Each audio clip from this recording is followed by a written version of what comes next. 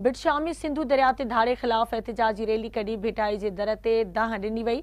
Human rights protection and social justice समेत civil society ऐं ॿियनि पारां केनालनि खिलाफ सख़्त एहतजाज कयो वियो।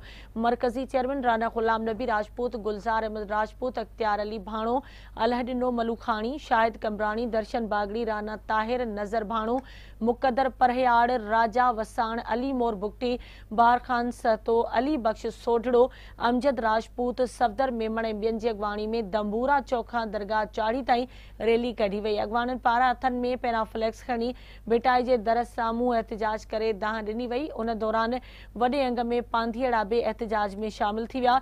राना गुलाम नबी राजपूत समेत ॿियनि अॻवाननि ख़िताब कंदे चयो त सिंधु ते धाड़ो नामंज़ूर आहे। सिंध सां ज़्यादती बर्दाश्त न कई वेंदी। फौरी तौर ते फ़ैसिलो वापसि वठी सिंध जे अवाम मां मायूसी ख़त्म कई वञे।